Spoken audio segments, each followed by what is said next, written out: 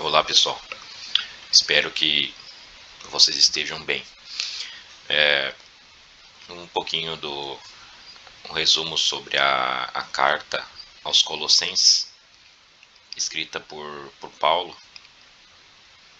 e também por Timóteo. As pessoas do caminho, né, que se entendem por isso aqui, se entende por tenda, por igreja, que estava na cidade de Colossos.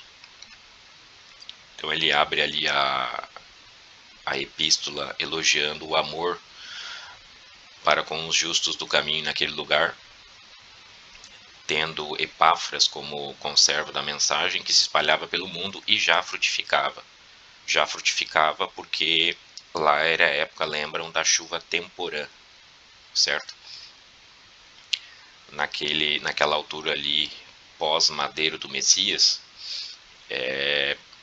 ficou de certa forma abundante o Espírito e a palavra dele vinda do céu, né? Que a gente pode entender por chuva. E essa chuva adiantada em relação aos próximos 2000 anos, né, essa intensidade de chuva, justamente ela caiu para que desabrotassem as sementes, né, as sementes germinassem, certo? E eu entendo agora que nesse nosso tempo, que é o tempo que está finalizando a estação de chuvas e se aproxima a colheita, né, a estação das colheitas, ela seria a chuva serôdia, que é aquela chuva tardia que cai justamente para completar o amadurecimento dos cereais, né? Para completar, para finalizar o amadurecimento dos cereais. E aí depois, imediatamente, eles são colhidos. Como eles tinham amor uns com os outros, né? E justamente por essa razão eles eram sempre lembrados nas orações, para que continuassem crescendo no conhecimento do Criador. Depois Paulo diz aqui que o Messias é a imagem do Criador invisível, é a imagem do Criador invisível, né? O Pai, ele é espírito e, portanto, ele não tem uma imagem tangível, assim como o ar na nossa criação, ele também não tem uma imagem tangível, né? Mas ele se fez carne e o Messias cumpriu a função de imagem dele. Lembram da questão da imagem e barra sombra, né? Imagem barra sombra. O Messias seria como uma sombra do Criador, um espectro visível dele, se é que a gente pode dizer assim. Quem vê a ele vê ao Pai também, né? Isso o próprio Salvador nos ensinou, né? O sangue dele, no sangue dele é que temos a remissão dos pecados. Ele é o primogênito de toda a criação e nele foram criadas todas as coisas. Nele, no Verbo, que é a imagem do Criador, foram criadas todas as coisas, tanto no céu como na terra, visíveis e invisíveis, tá? Então a estrutura total da realidade, a ideia do 2 mais 2 igual a 4 também, tá? Porque o 2 mais 2 igual a 4, isso não é tangível, certo? Isso é intangível. Mas as coisas visíveis, elas podem comprovar essa ideia que ela é intangível, mas tanto as coisas visíveis, que não precisavam nem existir, como principalmente as intangíveis, elas foram criadas pelo Messias, no Messias, na verdade, né? Pelo o Verbo, pela palavra. Tudo foi criado por ele e para ele. Ele é antes de todas as coisas e todas as coisas subsistem, ou seja, elas continuam a existência. Elas sustentam a sua existência por ele. Subsistem por ele. Ou seja, elas só continuam existindo por causa dele. Então, quando a gente ignora esses testemunhos aqui, a gente está mais suscetível a cair em armadilhas como a questão da rainha dos céus, né?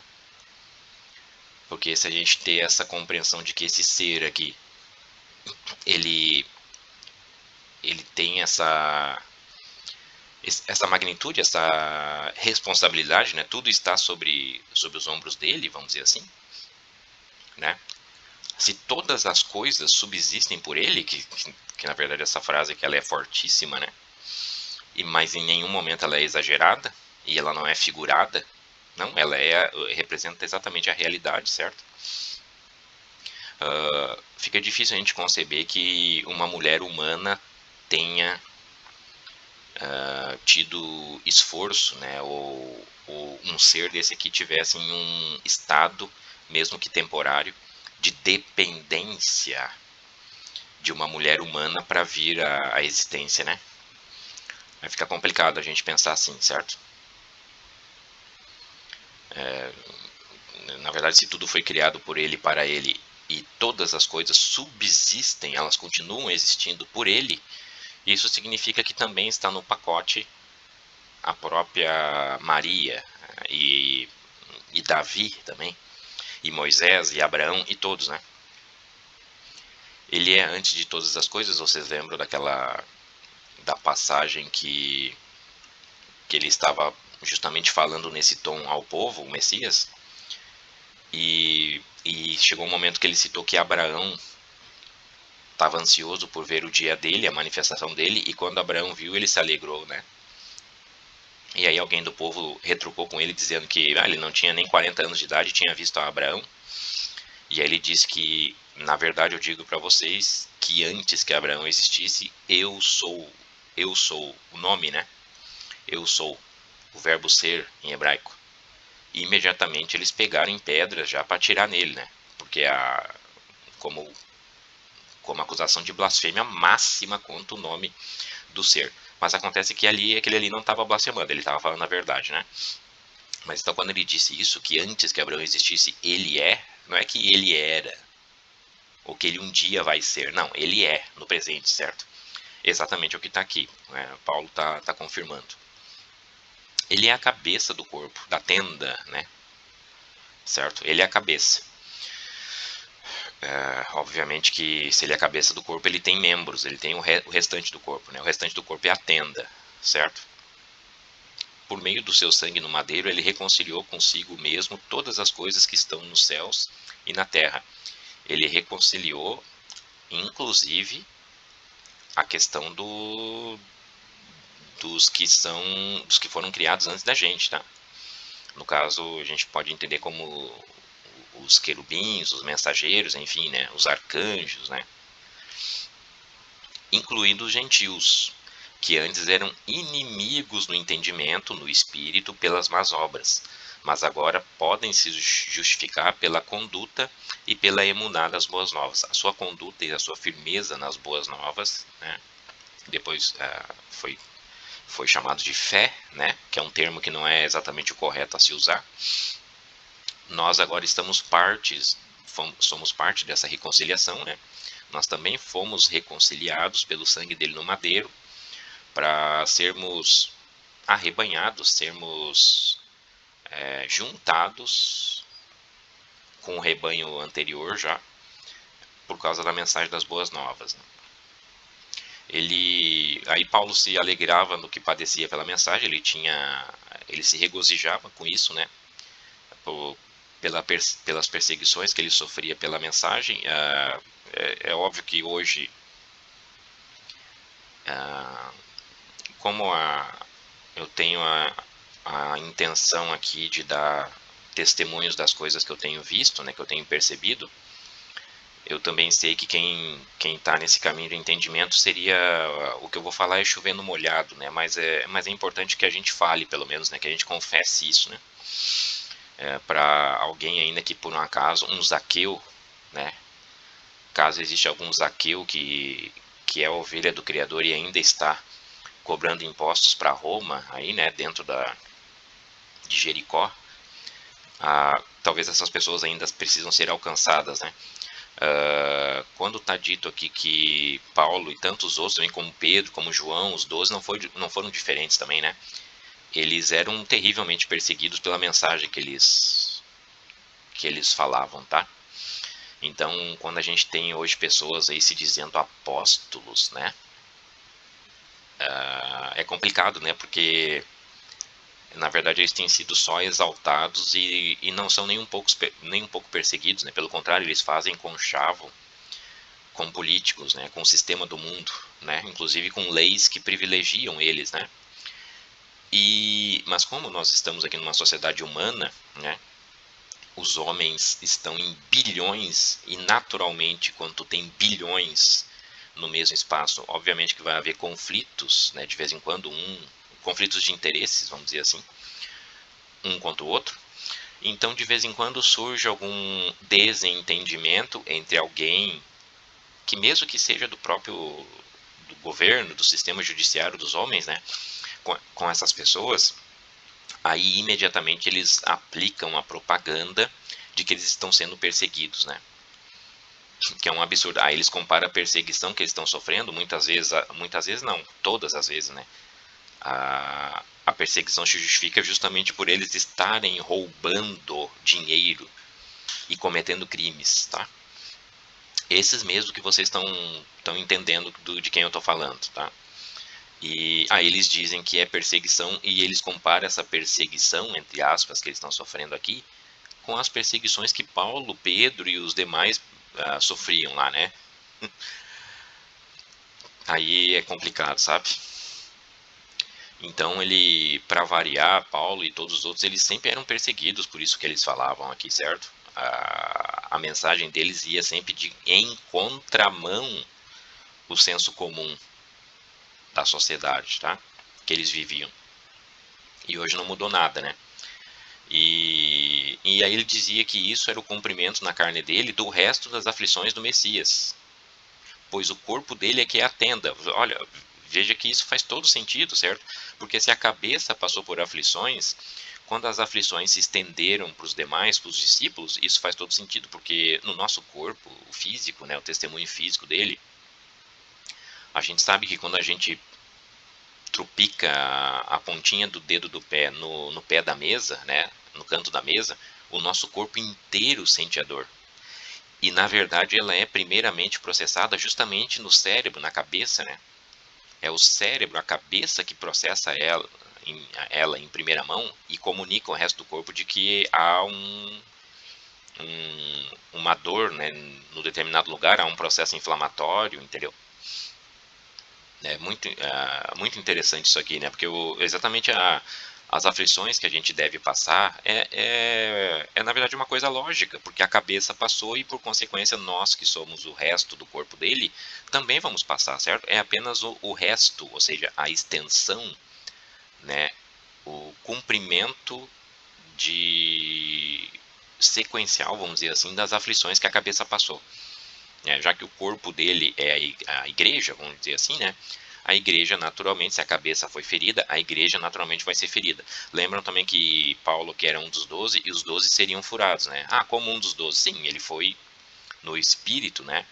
Ele foi em substituição ao Iscariotes, certo? A gente pode considerar assim, né? E mesmo assim também tem a sequência dos 12, depois 70, né? Se a pessoa não quer entender que ele era um dos 12, tem que entender que ele era um dos 70. E de qualquer maneira seria um desdobramento, um eco, uma repercussão do que seria a mensagem do Messias, né? E por consequência ele também teria de ser furado. Lembra da Tselah, a costela, né? Eles também foram furados, certo? Esses que estão aí, eles dizem estarem sendo furados, mas ajuntam tesouros intermináveis aqui na Terra, gozam de prestígio e gozam de alianças escuras, né, obscuras, com o poder secular do mundo, né? Além disso, Paulo combatia muito por eles e pelos que estão em Laodiceia, que era outra cidade, né?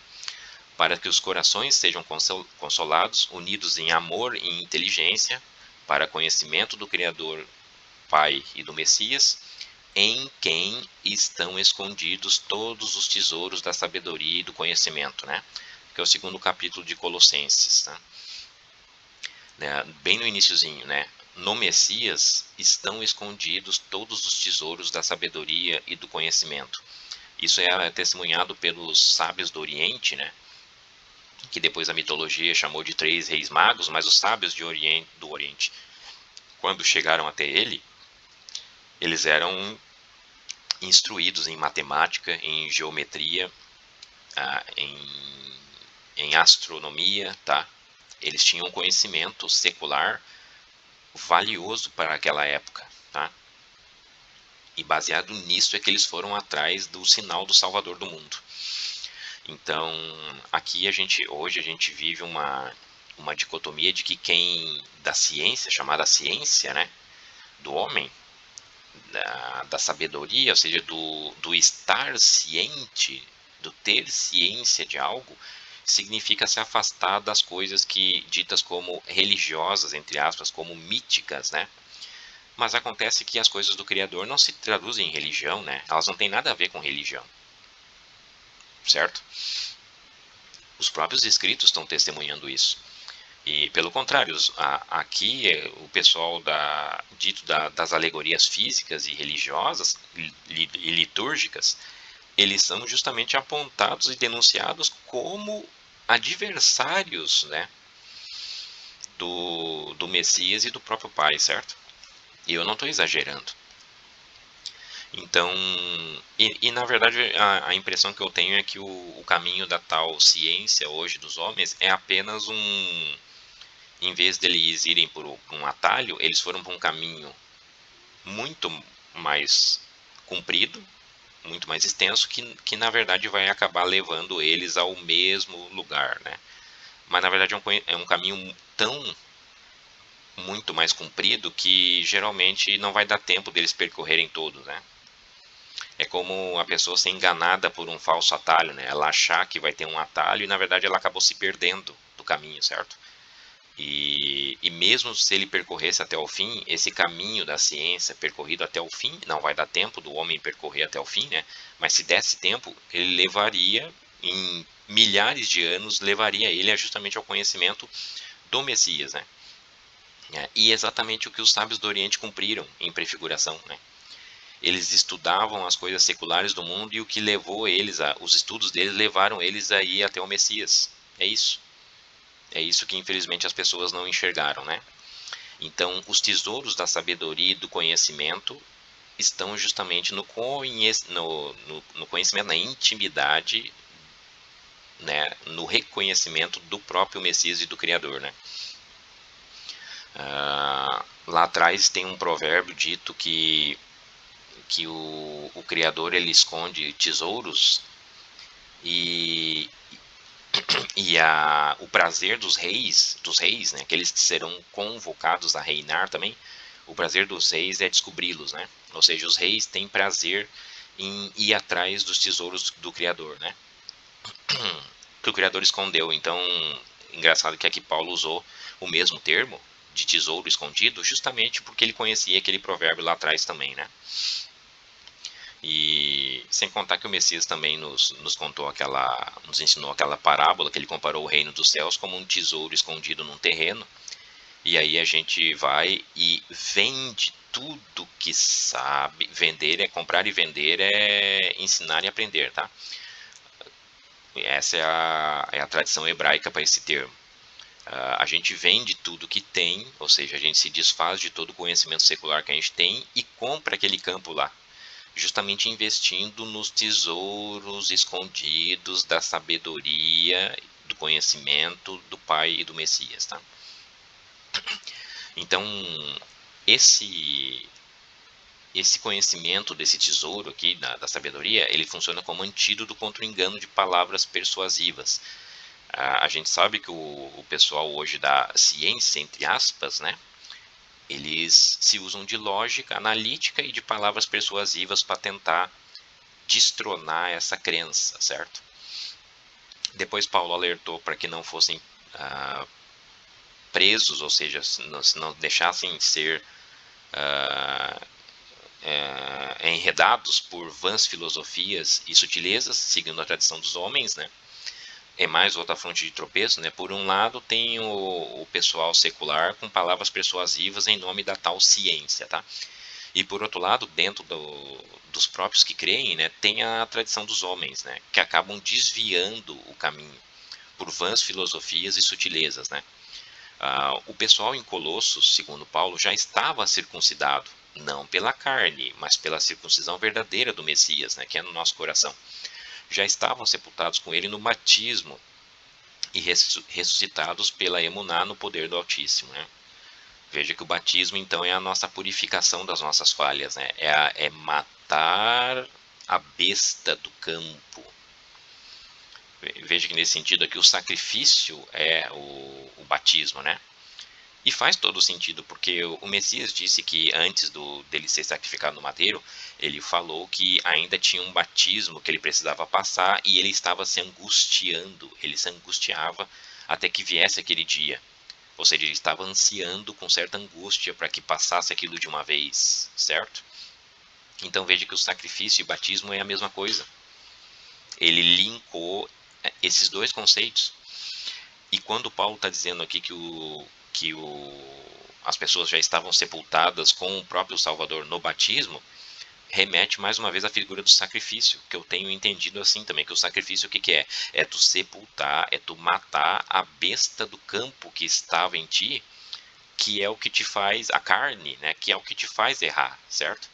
Uma vez que tu mata a besta do campo, ou seja, foi feito o sacrifício definitivo, o teu espírito está livre, certo? E isso aí está plenamente linkado com o batismo. Por isso que o Messias fez esse link e por isso que Paulo está comparando aqui o sacrifício dele ao batismo, certo? Aí vem uma passagem muito conhecida que é muito interessante a gente entender, que o Messias riscou a cédula que era contra nós na lei e cravou-a no madeiro. A cédula, ou seja, o papel que nos tinha como devedores, né, de posse do credor, certo? Aquilo que a gente deixa anotado como promessa de dívida, como um título, vamos dizer assim, tá? Essa cédula que era contra nós na lei, ou seja, essa nossa dívida permanente sob as acusações da lei que a gente se encontrava, né, ele rasgou isso e cravou isso no madeiro, né, no sacrifício dele. Despojou os principados e potestades, ou seja, quem nos acusava, os principados e as dignidades celestes, certo? Anteriores a gente. Ele despojou, ou seja, o que é o despojo? É quando tu vence eles numa batalha e depois ainda fica com bens que pertenciam a eles, certo? Então, quando o Messias despojou os principados e potestades, significa que o poder de acusação não é mais deles, certo? Agora todo o juízo foi transferido para ele, para o nosso advogado, né? E se o juízo está todo com ele e ele tem se portado como nosso advogado, bom, parece que o cenário está bastante favorável para a gente agora. Porque ele, como nosso advogado, obviamente que ele vai aliviar para a gente, né? E não mais nos acusar, certo? Porque a acusação ele despojou dos principados e potestades, né? Ele os expôs publicamente, claro. Lembram que praticamente em cada lugar que ele passava tinham lá pessoas tomadas por esses principados aqui, né? Pelos que se chama de demônios, não é isso? E ele expôs eles publicamente e triunfou sobre eles, ou seja, não tinha um que não tenha sido expulso, certo? Não sejamos julgados pelo comer ou pelo beber ou por causa de dias de festas ou dos sábados. Essas coisas são sombras das coisas futuras. Mas o corpo, a tenda, é do Messias. Isso aqui tá explícito que está aqui, né? Eu não transcrevi, eu apenas resumi, né? Eu resumi o que estava lá. Mas se vocês forem ver o texto lá no capítulo 2, 16 e 17, tá explícito como está aqui, certo? Não tem muito o que comentar aqui, porque né, hoje lá atrás, há 2000 anos atrás, para esse ambiente aqui que Paulo estava falando, até era mais justificável, né? Porque as pessoas ainda estavam apegadas às práticas da lei mosaica, né? Então aqui eles estavam recém se desprendendo disso. Mas agora que nós estamos 2000 anos longe disso, ah, parece ser menos justificável, né? Porque não, nós já tivemos prazo suficiente para ter entendido isso, sabe? Quer dizer, ainda tem gente que, pelo que bebe, ou seja, não existem seitas aí dizendo que tu não pode beber bebida alcoólica. Se tu vai no bar lá e toma uma cervejinha, tu é condenado. Mas Paulo tinha dito já isso aqui há 2000 anos atrás. E mais do que Paulo, né? Porque Paulo é apenas um eco, sabe? A verdade absoluta que a gente deve seguir é quem? É o Messias. E o Messias disse também exatamente isso, que o que entra pela boca não contamina o homem. O que contamina o homem é o que sai da boca dele, as palavras que ele diz, né? Porque as palavras que são derramadas pela nossa boca é o que transborda o nosso, é o que está transbordando o nosso coração, né? Se o nosso coração está com amargura, está com ódio, as nossas palavras vão refletir isso, certo? É isso que nos contamina. E não que entra pela nossa boca ou deixa de entrar. Pelo comer é a mesma coisa, né? Tem gente que ainda pratica a questão de não comer carne de porco, por exemplo, e acusa os outros disso, né? Mas se o Messias já nos liberou disso, vamos dizer assim, né? E Paulo aqui está confirmando, né? Por que eles estão acusando, né, as pessoas, né? Dias de festas e de sábados, não precisa nem dizer, né? Aliás, a mesma seita que ainda prega que tu tem que guardar o sábado romano é a mesma que diz que tu não pode comer carne de porco, né? Então, eles estão com dificuldade de entender o que significa sombras das coisas futuras, né? E eu tenho a intenção aqui de justamente sobre o sábado eu já falei bastante, né? E vou continuar falando. E sobre a questão de comer ou não comer os tais animais lá da lei, eu também ainda vou trazer, né? Mas eu tenho um material ainda para compartilhar. Mas esse é meu intuito aqui, é mostrar que as coisas são sombras, né? Não tem sentido de nos acusarmos uns aos outros com essas coisas, sabe? Também ele nos aconselhou para que não sejamos dominados por pessoas com pretexto de humildade e culto dos anjos, envolvendo-se na sua compreensão carnal das coisas e desligando-se da cabeça, né? Desligando da cabeça é como ser enforcado, certo? Todo aquele que é enforcado, ele vem à morte, não é isso? Porque se desligou, o corpo desconectou da cabeça, né? Pretexto de humildade e culto aos anjos, isso é visto nos nossos dias, nós estamos vendo também, né? Tem pessoas aí que dizem que tem comunicação quase direta com anjos, com revelações, né? Com sonhos, com isso e aquilo, né? E a mensagem que tem sido trazida por essas pessoas é apenas uma compreensão carnal das coisas. É apenas um reflexo dos desejos egoístas e vaidosos que essas pessoas têm. Elas se inflamam nas paixões dela, nas emoções que elas têm e não na razão. Se fosse na razão, elas teriam culto direto ao Criador, né? Justamente por elas desligarem-se da razão, elas se desligam da cabeça do Messias, né? E publicam apenas o que são emoções delas, né? Certo? Não são emoções, né? Quando elas dizem assim, profetadas, dizendo que um anjo disse para ela que tal e tal coisa vai acontecer, isso é só emoção dela. Isso é só vaidade. Isso é só compreensão carnal das coisas. Elas não têm nada no espírito, no entendimento. Elas só julgam conforme os olhos dela veem. Isso é ser carnal, certo? Isso é compreender carnalmente as coisas, tá? Se estamos mortos com o Messias para o mundo, batismo, né, sepultado com ele no batismo para o mundo, não podemos seguir preceitos de proibições carnais, as quais têm aparência de sabedoria, pode até parecerem ser coisas sábias, mas não tem valor algum, certo? Não tem valor algum. É aquela... É uma coisa, na verdade, até lógica, porque assim, ó, se o Messias disse na nossa cara que o reino dele não é deste mundo, certo? E justamente ele foi desprezado pelos fariseus, pelos religiosos, porque ele não se apresentou como um líder revolucionário que viesse pegar em armas e libertar eles do poder secular de Roma. Era isso que eles estavam esperando, e é isso que eles estão esperando até hoje, e é isso que eles, né, os desviados, aqueles que não são ovelhas do Messias, é isso que eles vão ter, tá? É a partir dessa compreensão que a gente tem que entender o anticristo, tá? O antimessias, aquele que virá como iníquo e que será recebido de braços abertos pela casa de Judá, tá? E que vai vir nos nossos dias, nós já estamos às portas dele.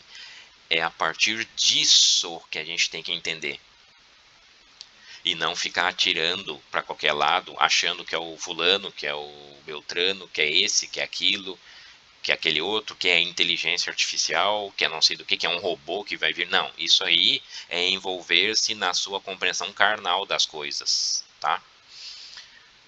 Se eles há 2000 anos atrás estavam esperando um libertador assim, significa que o que vai vir agora para eles é assim, é exatamente assim. Como o Messias não veio cumprir isso, porque o reino dele não é desse mundo, né? Aí eles desprezaram o Messias e botaram ele no madeiro. Eles rejeitaram ele, tá?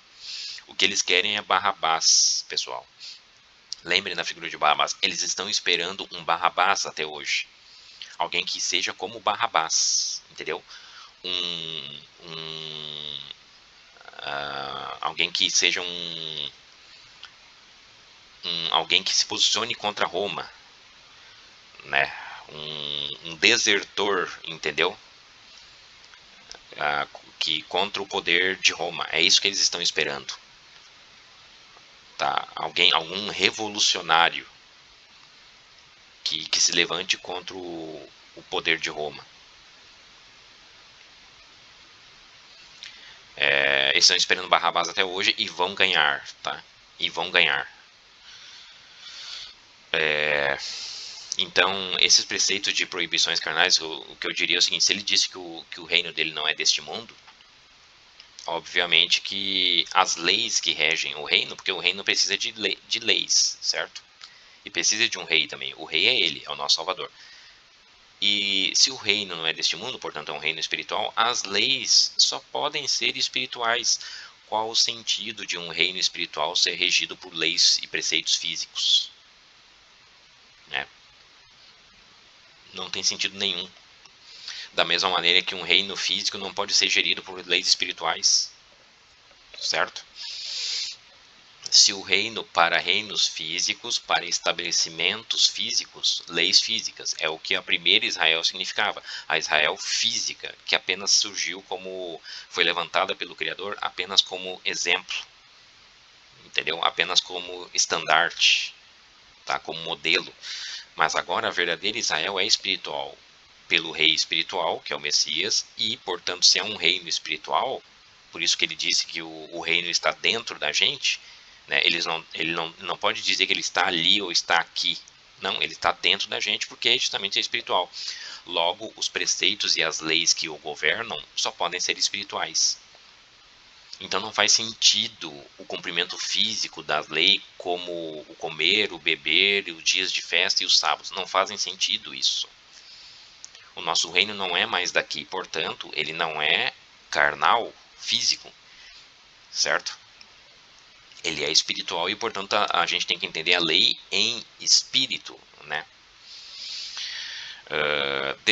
Aí a exortação dele aqui, no capítulo 3, devemos pensar nas coisas de cima e não nas terrestres, né? Devemos mortificar os nossos membros que estão na terra, sobre a terra, coisas que trazem a ira do Criador sobre os desobedientes. Ou seja, o que os nossos membros carnais, que devem ter sido já sacrificados, ou seja, sepultados com ele no batismo, geram, né? Fornicação, impureza, a afeição desordenada, a concupiscência, que é a desejo carnal das coisas desse mundo, né? Com corrupção, a avareza, que é a idolatria. Ele chamou a avareza de idolatria, interessante, né? Quando a gente se desvia daquele que nos pede, né, de ajudar o próximo para reter o dinheiro, isso é idolatria, né? Isso é se virar a Mamon, se encurvar diante de Mamon e virar as costas ao Criador, né? Também a gente deve se despojar da ira, se livrar, né, da ira, da malícia, da maledicência, falar mal dos outros, né, e da mentira. Em contrapartida, como eleitos do Altíssimo, né, devemos nos revestir de misericórdia, de bondade, de humildade, mansidão e longanimidade, né, que é o que resume tudo a misericórdia e piedade, né. A piedade tem coberto a multidão de pecados, né, que é isso que ele também falou em outros escritos, né. Apoiando, ou seja, nos suportando e perdoando uns aos outros.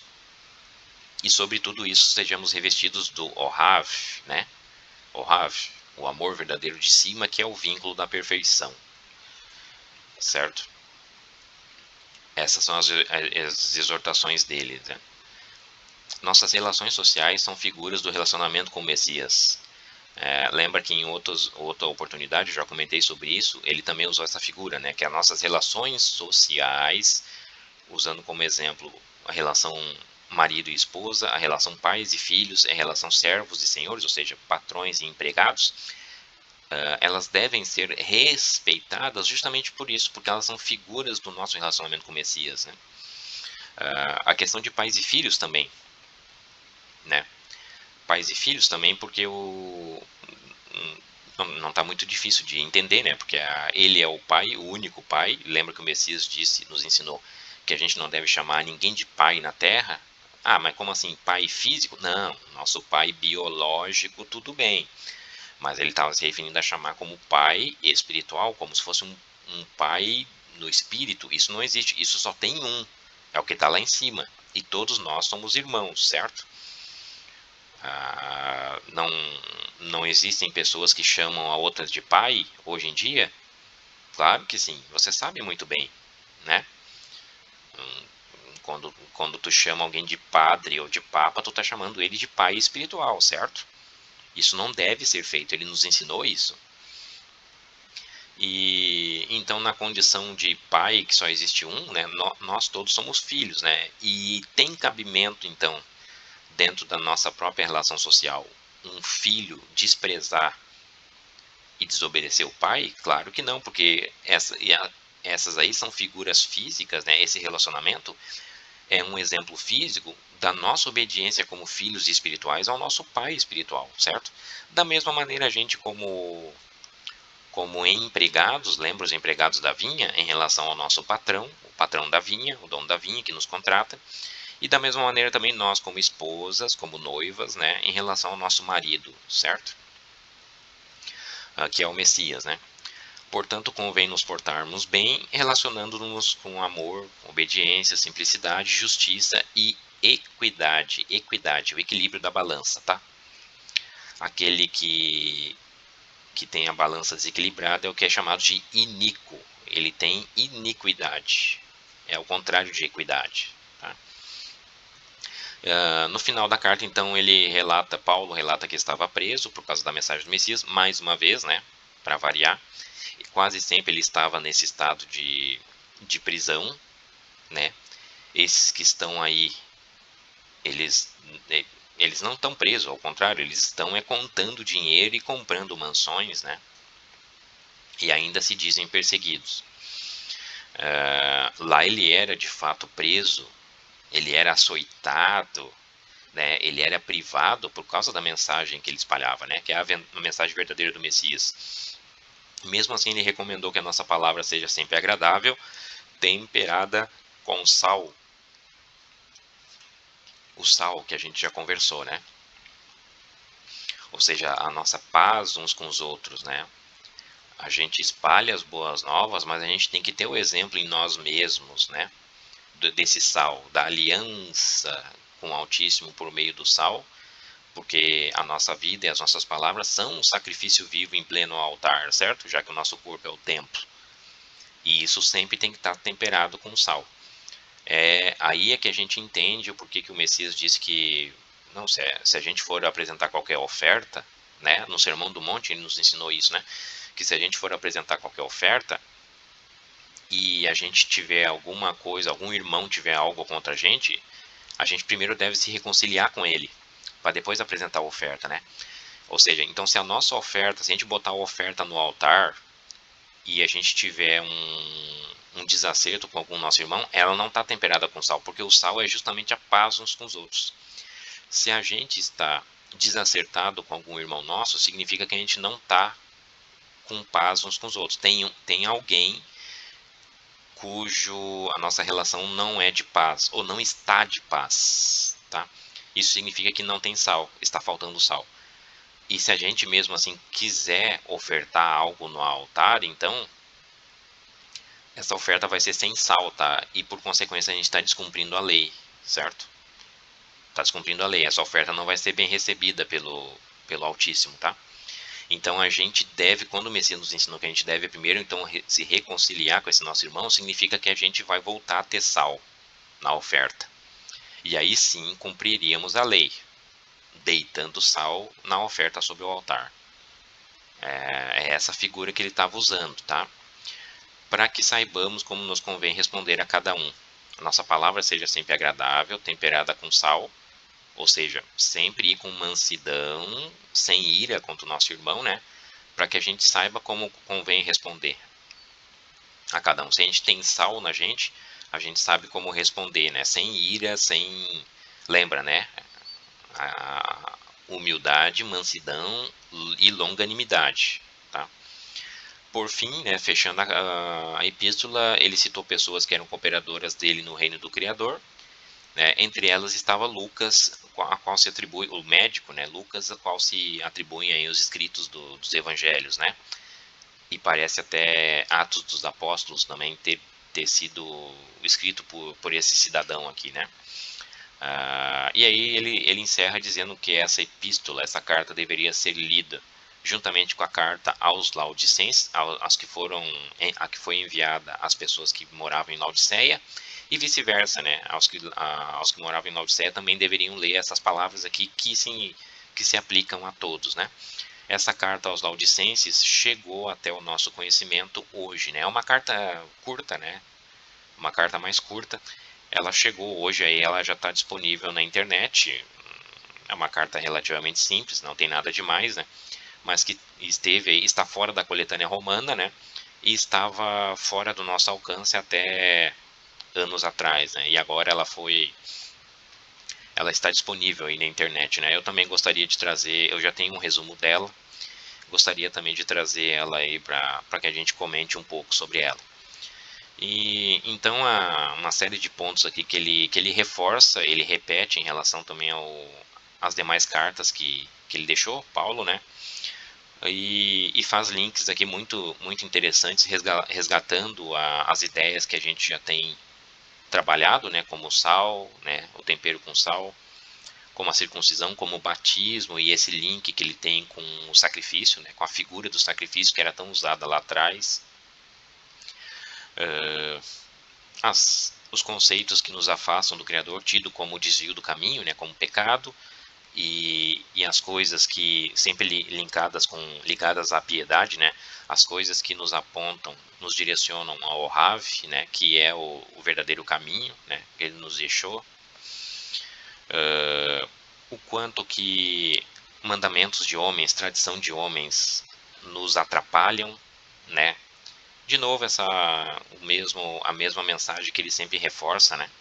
Vinda do Messias, né? Aqui ele dá a dimensão da grandeza do Messias como a imagem barra sombra do Criador invisível, né? Ou seja, ele é a versão visível de alguém que é espírito, né? Ele diz aqui a magnitude, o tamanho da magnitude dele, dizendo que todas as coisas subsistem por ele, né?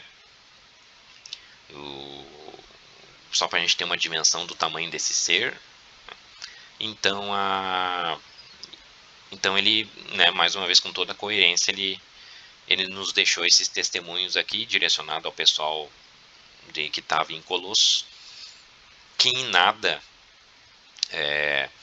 desencaixa nas mensagens que até então estão no nosso espírito.